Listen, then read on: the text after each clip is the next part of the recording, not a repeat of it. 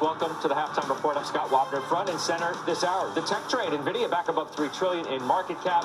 Do have a bunch more downgrades today for top names in the space. We will ask the committee how to trade that group. Joining for the hour, Josh Brown, Stephanie Link, Jim Leventhal, Bryn Talkington. We will check the markets. We're outperforming on tech, as Carl and Sarah were just talking about today. So that's where we will begin. NASDAQ's higher despite downgrades yesterday, downgrades today. B of A equity client flow, Steph, largest tech outflow since August. So yesterday it was Apple and Amazon getting the hook. Today it's Microsoft downgraded at Oppenheimer. What do we do with this space here? How should we be thinking about it? Because there's been a good debate after performance in Q3, and we're doing a little bit better now, but still. Yeah, well, tech and comm services is still 35% of the S&P 500. I'm underweight. I'm about 25% at this point in time. I think what's really important, Scott, it's really hard to time these things, right? But you want to get the trends right. You want to get AI right, whether you're playing it through NVIDIA or you're playing it through Broadcom or whatever else, what other numbers and names you're looking at. Data center is big. Cybersecurity is just as big to me as AI. And so the CrowdStrikes, I recently bought that one. PC upgrade cycle, that's going to be coming, that's probably a 2025 story, and that actually is Seagate. So I have areas that I want to be involved in, and I'll trade around them if they have nice moves or if they pull back. I've been pretty active with my semiconductor positions for sure, but I just think you want to get the trends right and maybe just step back and not get all caught up in, is tech in, is it out? I think a lot of it speaks to the broadening out in the marketplace, which I'm pretty excited about. I know Jimmy is as well. Yeah. So, Josh, how should we assess this? If I say to you, so what is the state of the tech trade right now? How would you answer it? I think there are some huge rallies taking place in tech away from the Mag 7, and investors who don't have a filter through which to look at markets and they just default to whatever people are talking about on TV have no idea what's happening. I'm on the air talking about the trade desk. You go talk to like 50 people on the street, none of them know what this company is. It's a massive story. You look at the comeback for Salesforce, you look at the Oracles of the world. We talk about these stocks, everybody, the collective we talk about these stocks like 5% of the time, and we talk about NVIDIA and Microsoft 95% of the time, and you've got these incredible stealth rallies taking place, and they're not speculative rallies. These are the companies that are growing earnings the fastest. In the meantime, when you look at the Mag 7, and I own a bunch of these, so I'm not hating, they're getting their asses handed to them in court all over the world. United States antitrust problems, European Commission problems. The stocks are kind of expensive as it is, and none of them really have a great tailwind into 25 for their own earnings growth. You know what they're doing? They're fueling the earnings growth of NVIDIA. So, I think that if people had a lens through which to look at the market, what am I looking for? Earnings growth stories. I'm looking for technical breakouts. I'm looking for uptrends. Whatever it is, they would find the next tech trade. And there's like 100 names that are just going off right now, and none of them are Mag 7. Okay. We need to work on your audio a little bit, so we're going to get on that. For those of you who are listening and thinking, what's wrong with the audio? We got you, okay? We got you. Bryn, Microsoft today, downgraded at OPI, as I said. Amazon cut at Wolf. Yesterday, Amazon was cut, Apple was cut. What's the current state of this trade?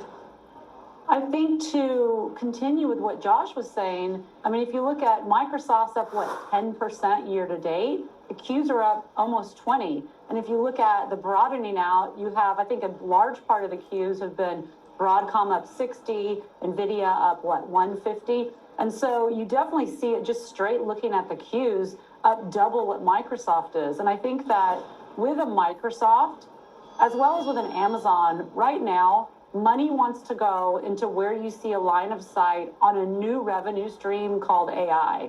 And I still think Copilot at $30 a head or $20 if you have the app is still somewhat of a novelty. And I think small companies like myself or big companies, putting $30 a head for something that you're not sure how much productivity that's going to give me today, it's really hard for investors to model out. or it's easy right now, this is really not going to drive any revenue in the short term. And so I think you really just have more repositioning into other names, to Josh's point, like an Oracle, and continued repositioning in the Broadcoms, in the NVIDIAs, which are clear line of sight, the Dells, that these are going to be the companies over the next year or two that are going to actually increase revenues, increase earnings, and there's a line of sight. Jimmy, market's not paying a lot of attention to these downgrades, right? Amazon, from the Wells Fargo Signature Picks portfolio, they sold the stock. They had a 7.6% Amazon position. They bounced it. The stock was downgraded to equal weight on limited visibility, they say, into further positive estimate revisions. They did raise their Microsoft position. Now we're outperforming from a tech standpoint now, but I just wonder if rates remain elevated, whether the broadening trade is in a little bit of trouble. I know we have a bunch of green on the screen today, but it's really slight in areas outside of tech. I think it's a legitimate question from the point of view of, I think we're going to do a two-step if rates stay high, Scott. So the first step is what you just suggested. Hey, we're disappointed. We're not getting enough rate cuts. You sell the cyclicals, the financials, the energy materials, et cetera. But the second step of the two-step is, why are rates staying higher? And it's highly likely that the reason is because the economy is a heck of a lot stronger than people expect. And that's going to be to the benefit of the top line of those sectors that I just spoke about, and also small caps, which we've talked about at length as having just not really kept up at all with where the overall market is. I think that two-step, though, if you ask what to do with it, I think, and Steph, you asked about or suggested this a second ago, I think you do want to broaden out. I've never said sell your tech. I mean, there's great earnings growth there. We can't deny that.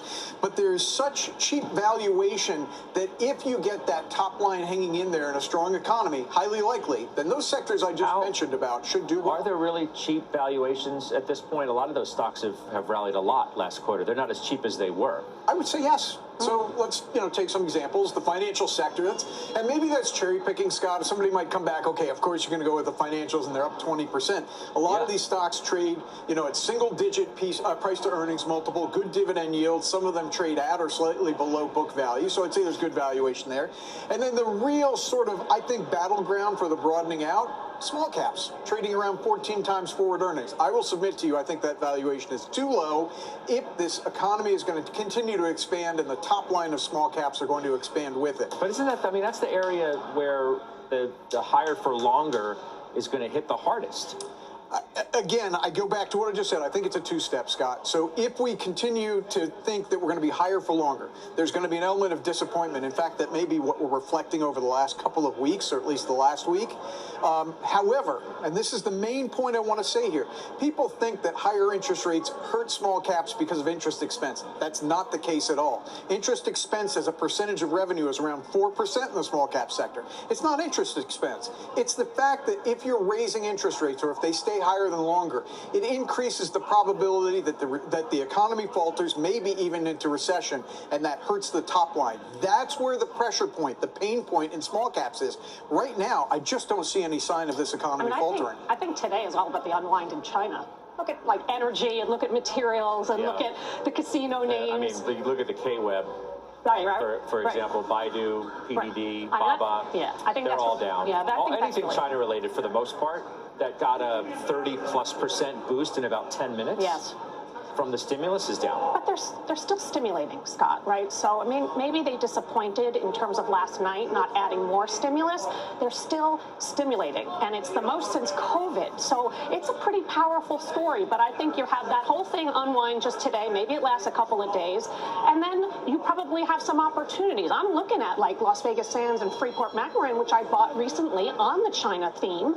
They can be bigger for me. So I'm actually kind of rooting for them to go down and get a better price at this point, but I think that's really what's going on today. Brenner, are we still overall constructive on the backdrop for the market like UBS says we should be?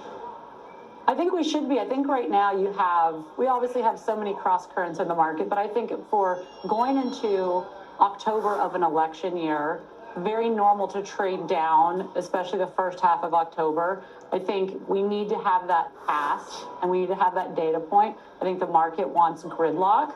And then you get set up for, a November, December rally. I think it's key, though. It's like when you look at earnings growth is still growing, very important. And you have the 493 actually are going to be growing from, or expected to grow from single digits this quarter to close to 13% in Q4. And while tech earnings are decelerating, you still have mid-teens growth. And so I think between GDP is still solid, we have PCE with a 2 handle. Obviously, we're going to get CPI on Thursday, which everyone will hang on. But I think we're in this scenario where we have jobs are good, GDP is good, PCE is in the 2s. The Fed can cut. How fast they cut, we don't know. And then I think earnings are still intact. And so I think that sets up to markets continue to rally, albeit we'll see within what sectors and what securities. But I think the S&P and the Qs, we're going to continue to see a rally going into year end. Yeah, because people are doing what Bryn's doing, and that's sort of tuning out what they perceive to be the noise and focusing on the fact that rate cuts are coming and the economy is good and inflation's down a lot. And it shows up in our rapid update. So says our senior economics reporter, Steve Leisman, who joins us with that, as we look at the current state of the economy on the view of how people see it, and it's improved. Yeah, it is on the way up, Scott. You've had the strong jobs number, a series of recent economic surprises, and forecasters are boosting their outlook for this year and next, and no longer seeing the kind of predicting that persistent weakness in the quarter ahead that they had been. So we compared this to our September CNBC Fed survey. GDP forecast in the CNBC Rapid Update for the next 4 quarters upgraded, average about 4/10. You can see that higher overall line there. And what were weak quarters are now seen as, well, just a few tenths below potential. There had been zeros in the years past in those quarters. Ed Yardeni writing, the widely feared phantom recession is over. That is the recession that never came. The 16 economist survey see GDP coming in at 2.3 for the year, dipping to 1.9 in 2025 and bouncing back a bit to 2.1 in 2026. Goldman is the high for 2024 at 2.8%. Citi's the low at 1.3. They have 2 quarters of negative growth in Q4 and Q1 of 2025. But Joe Busuelis writes, one of the risks we think is to the outlook and asset markets is sustain economic growth well above the long-term trend of 1.8%, which implies a much shallower pace of rate cuts over the next 2 years. We would not be surprised if the terminal rate, that is where the Fed stops, is closer to 3.5% or above. PCE inflation, that's the Fed's preferred inflation indicator, forecasting the 2% target this quarter. Hey, we made it. But core inflation, you can see, takes a little longer to get there. The forecast suggests there is no major acceleration or weakening about to hit the economy. Outcomes that could keep the Fed cutting before it has much to worry about, Scott, about cutting too far. Well, we'll get the inflation data this week once again, so we'll see how it all factors in. Steve, thanks. Our senior economics reporter, Steve Leisman. On that note, let's bring in our headliner today, is Rick Reeder. He is BlackRock's bond king, the CIO of Global Fixed Income, the head of the global allocation team. You got a lot of titles. It's good to have you back. Welcome. Thanks for having me. Appreciate it. You know, I look at the global allocation fund is 65% equity and 30.5% fixed income.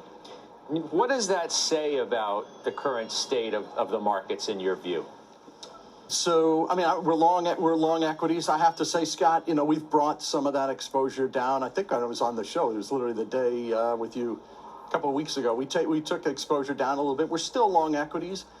Scott, I'll say one thing. I feel uncomfortable at these multiples being long, but there is so much cash on the sideline, and I just think that, you know, one of the things we've done around those positions is we've overwritten a bunch of them. So some of these multiples, we like tech. So, you know, you get paid on single name volatility. So we've overwritten a bunch of these positions to sort of bring down that multiple. So, you know, I would say, what does it feel like? It feels a little bit like you're late for an appointment and you're speeding a little bit because these multiples are high. But I still think money's going to keep going. I think money will keep coming in equities, and I think a bunch of money is going to keep coming into income-producing products. So we're seeing that. We're seeing both sides of that. Well, on that note, I thought there was an interesting blurb from Barclays today, which said retail money, in fact, is heading for cash and credit over equities. That flows into U.S. credit funds picked up last month. Retail money out of equities the last 2 weeks, and money market inflows have picked up as well. It's really sort of similar to the view that you've been talking to me about over the last handful of weeks, that maybe one of the great overplays was thinking that if the Fed was going to start cutting rates, that money was going to come out of money markets, et cetera, and then just flood right into equities and lead the next leg higher for stocks. So there's a lot there. I'd say a couple of things. First of all, I still think now creating income is super attractive. And I heard Steve talk about it. I mean, if we're running 2% inflation-ish, you know, you can create yields in some of these income-producing assets at 6% plus. You know, so our ETF, this bank ETF, we create 6% plus. And by the way, I think this is more about income than it is interest rates. I don't think anybody's gonna make any money in interest rates. The 10-year at 4%, you know, I think it was on the show last time, it was 3.75. You know, you got stronger data, we back up to 4. You know, let's see what the CPI report is. I don't think anybody's gonna make any money in pure interest rates. I think it's income, and then part of why equities gets money is you say, gosh, if I keep income, I'll keep some money in cash, and then I'll ride some of this, particularly in tech. And that's been a pretty good formulation. It's pretty hard fighting that. I think that, by the way, I don't think that's the wrong disposition today with all the cash that's out there. And some of it, by the way, it's not just the cash. People get 401k money. They've got income that goes into assets. And there's no natural sellers of equities. And that's part of why I think you get that natural gravitation higher. You've been pretty blunt, too, in, you know, when we talk about the broadening trade as it relates to small caps, that you don't get it. You don't get why people think that money is going to go there. And I got somebody to the left of me here who just made another impassioned case for why he wants to put money in small caps right now. So I want to have a little conversation about that. Can you just tell me why you don't get it, why you don't understand that trade right now?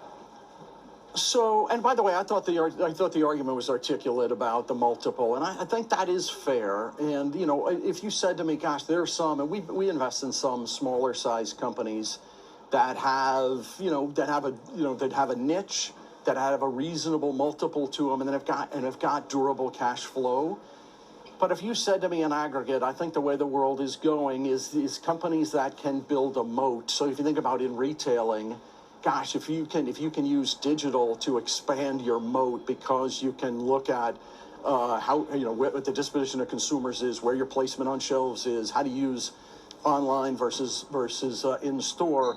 Boy, that's a better model than a small retailer that has only one engine of potential cash flow. So, yes, I think bigger companies continue to grow the moat. Listen, there's a multiple you'd pay. There are some, by the way, there's some companies in energy that traded at a very nice free cash flow. There's some financials that would be classified as not big cap that I think makes some sense. But if you said in aggregate, would I rather stay in bigger cap where the moat is going to continue to grow? They're using AI, they're using some of the more sophisticated data tools. That's in aggregate where I'd rather go. Okay. I mean, you, Jimmy, did speak about it as a group of the small caps, the Russell. You didn't come to us with, say, hey, you know what? I hear everything that everybody's saying, but this small cap stock is the one that I find the cheapest in this group, et cetera.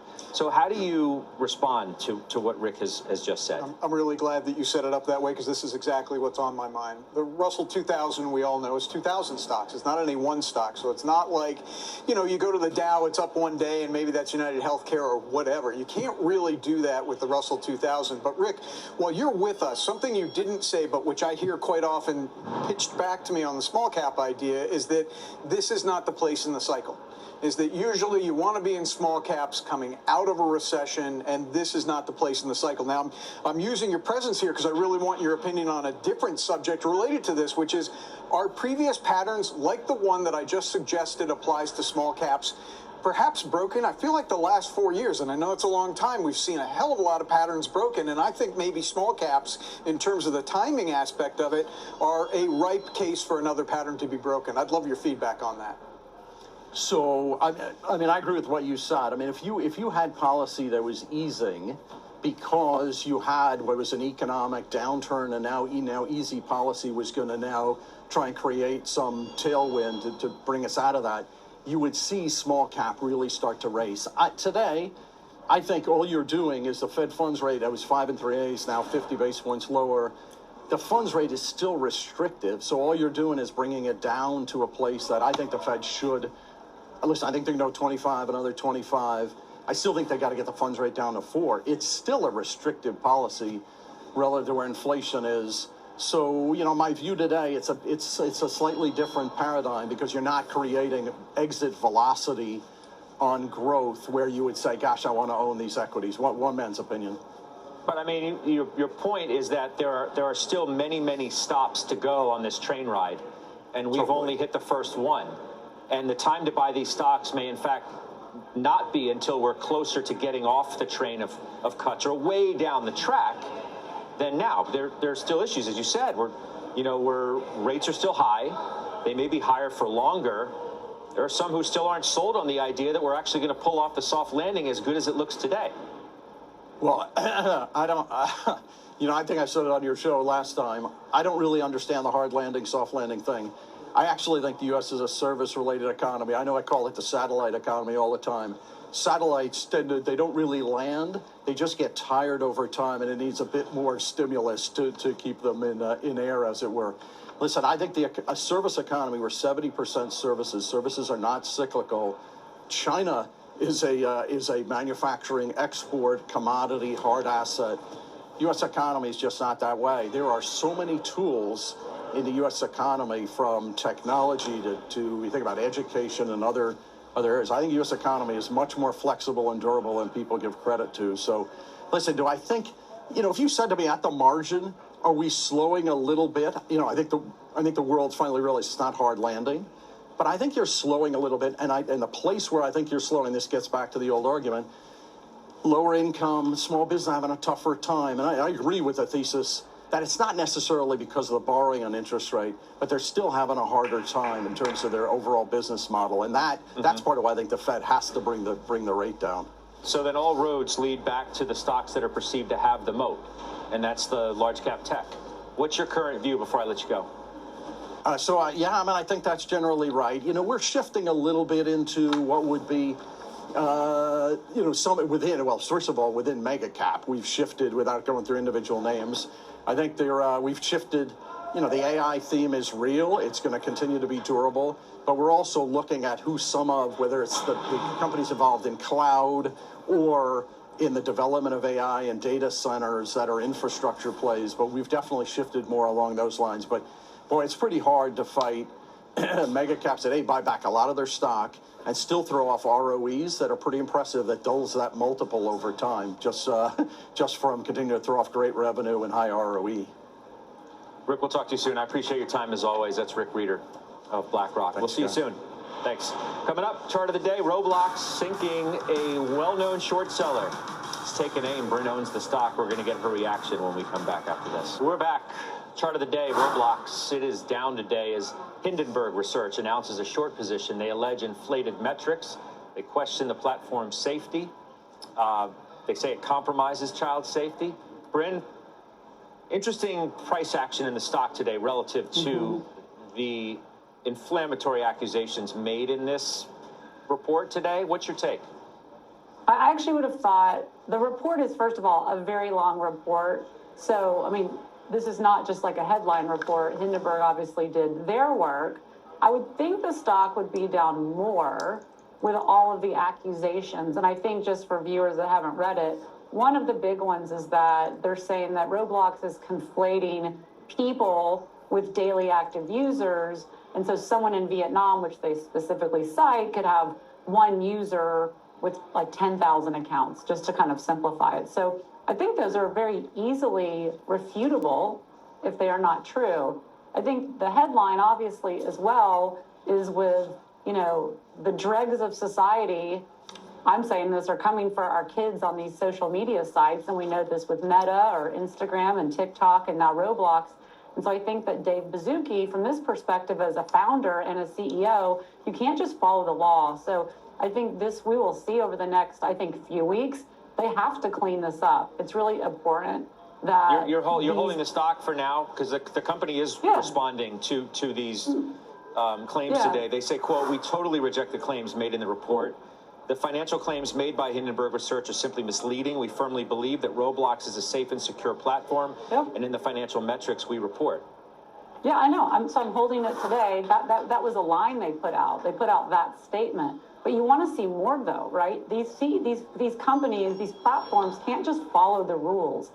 And so they need to be leaders in the space. So I'm gonna see over the next few weeks what they come out with and say across the board. They need to refute these claims. They're not willy-nilly. They really walk through a lot of detail in the report, and I'll come back to you if I make a change. But I don't want to own a stock that's not being overprotective of their platforms, that it is a young platform with young kids, and I won't tolerate owning a stock like that in my portfolio if they don't actually come out and do stuff that I think Meta has never done yet. And so that's why I don't own Meta.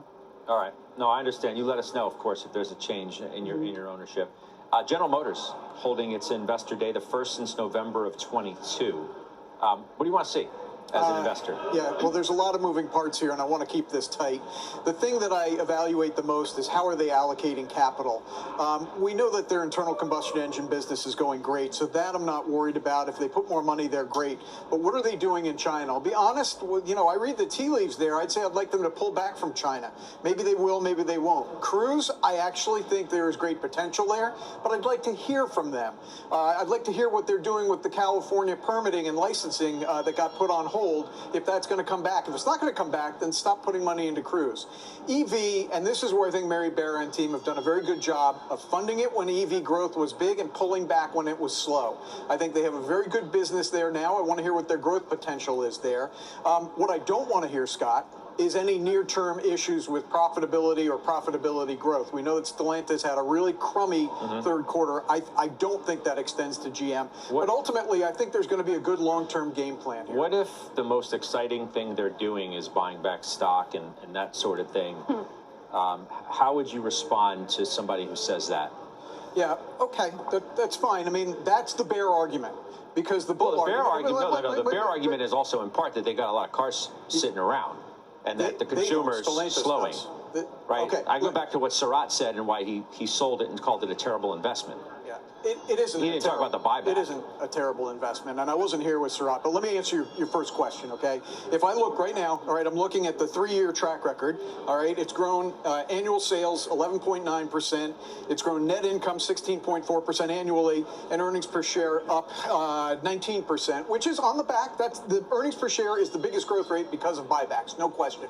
But those numbers are good. The question, though, is then why, if you've got 19% earnings per share growth over the last 3 years, why is it 5 times? Why is it a 5 times multiple? The answer is because, and I know I say this a lot, Scott, but this is the answer, is because people think that's going to fall off a cliff any day now. But I mean, how long has it been a 5 times multiple? We've been having this same conversation about the 5 times multiple for years. Actually, no. I mean, it was during the time frame I just spoke about. Hang on, Josh. Hang on. Yeah, I was thinking 6 too. But anyway, let Jim finish. Actually, it's below 5. Okay, I do know that. But when you go back 3 years, the multiple was 7. Here's what I'm trying to tell you is all of those good numbers that I've been talking about have been reflected in a lower price to earnings multiple, which doesn't make sense unless you think those good numbers are going to fall off a cliff. You asked me what I expect to hear from the investor day today. I expect to hear that those good numbers are not going to fall off a cliff. I just find it interesting that if we're in an environment in which you yourself have correctly called right on the direction of the economy, and yet this stock has been great. It's been great. It's been great. This year. Okay. This year. It's up 51% over the last year. And actually, to Surratt's point, it's been a terrible investment. No, it hasn't. The last 10 years, it's annualized up 7%. I realize that's behind the S&P 500. I get that, okay? That's still a good return. And that's a return with all those positive numbers and the multiple still going down. The best is yet to come. I'm going to say what I said last week. I don't like looking back up to 10 years. That doesn't inform for me what to do today with the stock. I'm holding the stock. I think you should buy it. Josh? It sells at a 5 times multiple because people understand that in the future, this is just not going to be the same business that it has been for the last 100 years. So just picture it with me, if you will. The year is 2040. Taylor Swift is the president. You have cars that sit idle 96% of the day. Only 4% of the day are they being driven. Millions and millions and millions of cars being sold each month to just sit idle. Now you have entrepreneurs like Dara at Uber, like Elon Musk at Tesla.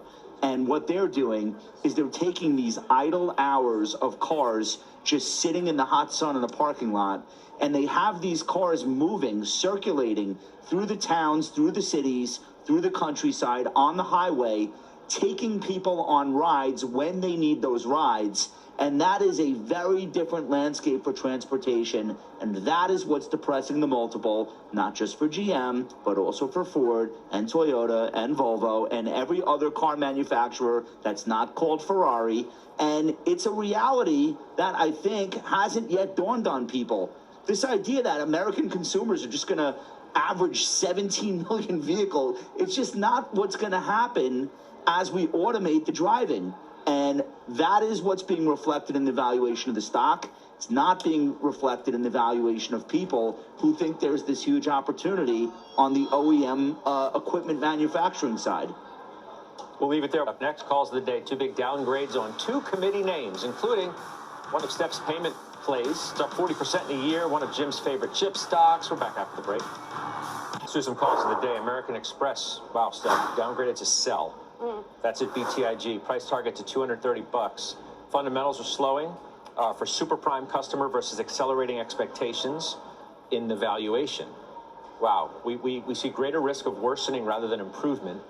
Unachievable expectations in 25 are baked into the share price, in our view. So the stock's up 40% year to date. It's up 80% in the past year. This analyst had a neutral on the stock the whole time. So he goes to a sell. That's fine. Take profits. Understood.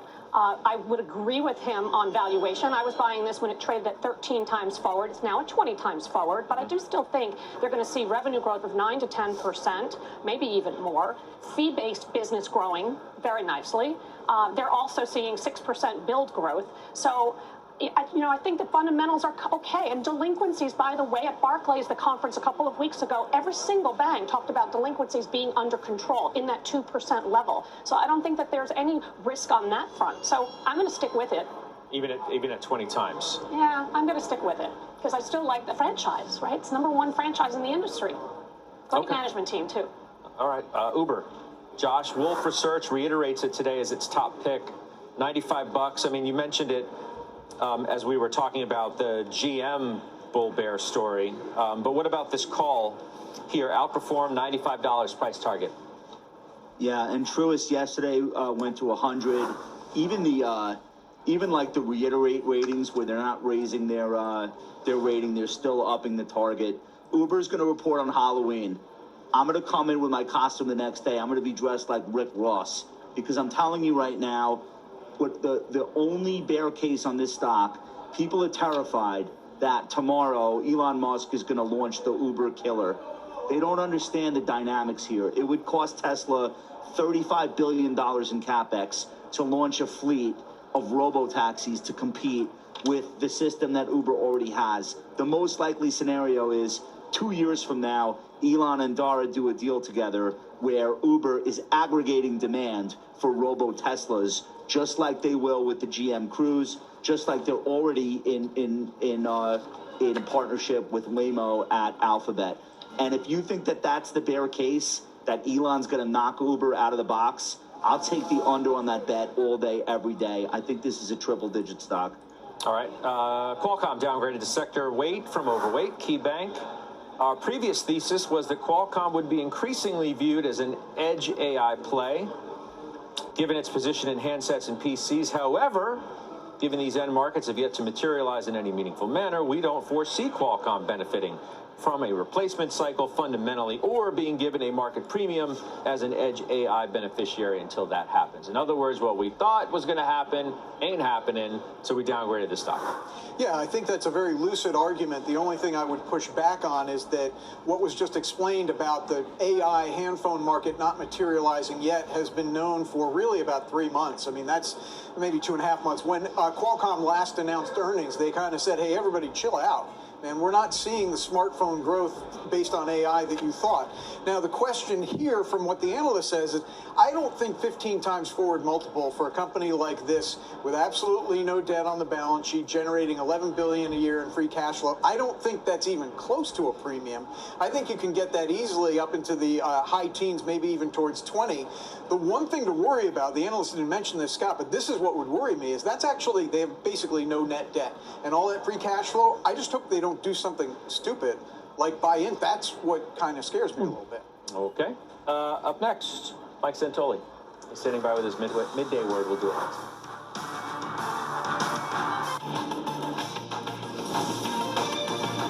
We'll set the stage for the financials. We do have key earnings just a few days away. Reports that could be a critical test for this rally. We'll tell you what one market watcher is suggesting about that space. We're still a few days away, of course, from bank earnings. Some now saying that space is one of the keys to the whole rally continuing. Listen. What's been driving this market all year? Financials, industrials, and a very benign credit environment, right? If the status quo has to change, I think we need to see deterioration in those groups. And I think it's too early to make that your base case. In other words, Bryn, this financials trade needs to keep working if you're going to stay bullish on this market, along with those other groups. But, you know, Chris was pretty specific in talking about the financials here.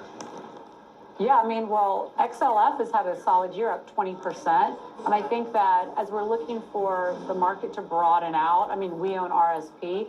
Financials are a big weighting, financials and industrials. And so I don't think they're going to tell us about the rest of the market. I think they're going to tell us about how they're doing, how the consumer respective to those individual banks are doing. And I think you're going to come away and we're going to see what we already know, is the economy is just fine. And so, you know, these companies today are much more than just net interest margins. They have so many different verticals. And so I think you're going to have good numbers. You'll have obviously Jamie Dimon probably being negative. You'll have Brian Moynihan being positive. And then I think, you know, banks will do just fine. But I don't think it's a broader narrative to the stock market as a whole. I think much more technology is going to be the broader narrative of what the stocks do for the remaining of the year. No, that's fair, but I think, you know, Steph, part of the point here is that you can't afford to lose financials. Sure. Right? Do you agree? Yes, I do. But I think that we're not going to learn much from the banks because they told us a lot at Barclays a couple of weeks ago. I mean, Bank of America, he reiterated their net interest income numbers for the quarter and then raised it for the fourth quarter. And that's a big part of the story that we haven't had. We've had capital markets, we've had M&A, we've had asset prices that are higher, which will help wealth management, and NNA, net new assets, will actually be improving. But we haven't had the NII story. And I think that is what is going to drive some of these stocks higher, and especially the valuations. You're like at 1.2 times book value for a lot of these companies. So I think there's opportunity, but I don't think we're going to learn a lot. Good year, up 20% for the group. All right, we'll take a break. We'll come back with finals next. Tech leading the way. We'll see where it goes from here. Bryn, final trade. Uranium, URNN. The technicals, it's broken, it's downtrend, heading higher. Microsoft wants to buy 3 Mile Island. You're going to continue to hear about nuclear energy. The data centers are taking over the world. Who's got Las Vegas Sands? I do. Why? Because I like it, and it's down 2.5%. I think you buy China today. You do? Wow. I do. That's why I asked you. So I said it like I did. You set it up perfectly. Because I think that they are stimulating. The most since COVID, it's going to work. It's going to take time. You buy weakness today. All right, less is still more? I think. Josh, what's your final? Don't tell anyone, but PayPal now has an 8 handle. Oh my God. All right, we won't. Farmer Jim. Farmer Jim. CRH, very large building products company, doing extremely well. All right, I will see you in a couple hours on Closing Bell. The exchange begins right now.